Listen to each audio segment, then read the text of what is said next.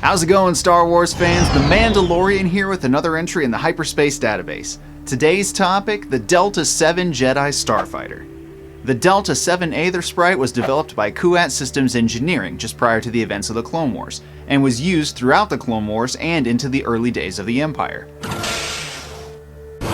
The Delta-7 Aethersprite Light Interceptor was a small one-person fighter used by the Jedi Order, prior to and during the Clone Wars. Interestingly, the ship was primarily used by Jedi, and was designed with them in mind, being nimble and responsive to the Jedi's advanced reflexes, as well as housing fewer internal components because of the Jedi's extrasensory force abilities. The ship was usually colored red and white to signify the Jedi's neutrality and diplomatic immunity in galactic conflicts.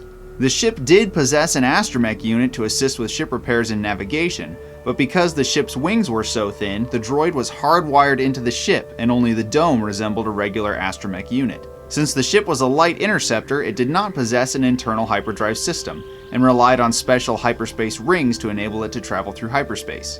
This model of Delta fighter was not the first nor the last in the series, as there were several models made in that line. It was said that the Delta-7 was descended from the Auric-class starfighter, which was seen in the Knights of the Old Republic video game, which takes place some 4,000 years before the Battle of Yavin, though it is also often compared to the Alpha 3 Nimbus-class fighter, which was also built by Kuat Systems Engineering. Just prior to the introduction of the Delta-7, the Delta-6 Sprite class was introduced, though this bronze and silver model did not possess an astromech droid at all, and didn't see many models developed before the introduction of the Delta-7. The prototype model of Delta-7 was featured in the video game Jedi Starfighter, which saw Jedi Master Adi Gallia facing off against the rogue Captain Kavik Toth and his Trihexalon fleet while testing the limits of this new starfighter. She teams up with the Fioran pirate Nim and fights against the forces of the Trade Federation shortly before the events of the Phantom Menace. This is also the model that we see in the Attack of the Clones, used by Obi-Wan Kenobi when he traveled to Kamino, and later to Geonosis to track the bounty hunter Jango Fett. Obi-Wan takes advantage of the Delta-7's advanced speed and maneuverability to avoid Jango Fett's advanced fire spray pursuit ship Slave 1, though he is forced to hide out amidst the asteroids to evade the notorious bounty hunter.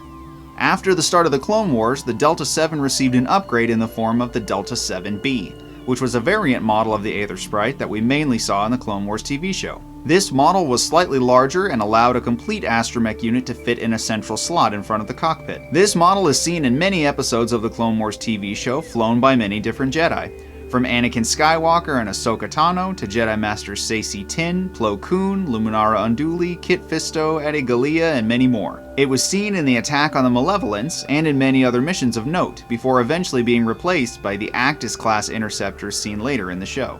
Here's an interesting fact. Plo Koon still used his Delta-7, which was called the Blade of Doran, up until his death in Revenge of the Sith, when his clone troopers turned on him and destroyed his ship over the skies of Cato Nemoidia. One variant that looked very similar to the Delta-7B, but was actually a modified prototype Delta-7, was Anakin Skywalker's Azure Angel, seen in the Tartakovsky Clone Wars series. This model had beefed up engines, greater armament, and possessed an internal hyperdrive that the other models did not possess.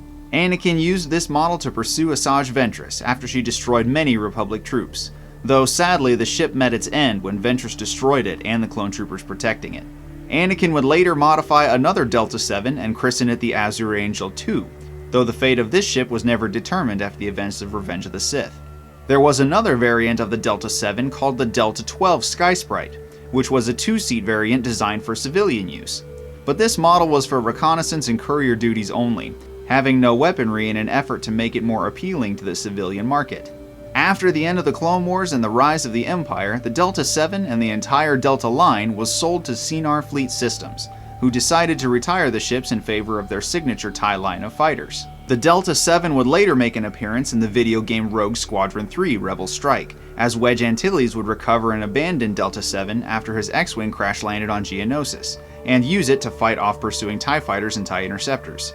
Wedge managed to escape with the ship and return to base by way of an old hyperspace ring, and through use of a cheat code, the Delta-7 would become a flyable craft that was available for use in many missions thereafter. The Delta-7 Aethersprite was a great boon for the Jedi Order, and was used extensively prior to and during the Clone Wars, with its superior speed, maneuverability, and tailored systems for Jedi use being just a few of the great advantages that the ship would offer to the defenders of peace in the galaxy.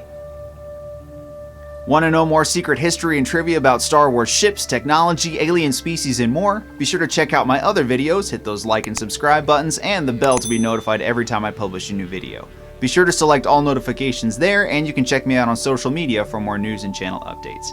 If you like what I do, please consider heading over to my Patreon to support me there. Super special shout out to my Gold Captain level supporter Nick Sutphin for your continued support. I really appreciate it. Be sure to hit me up in the comments and chat with me, because I'd love to talk to you guys.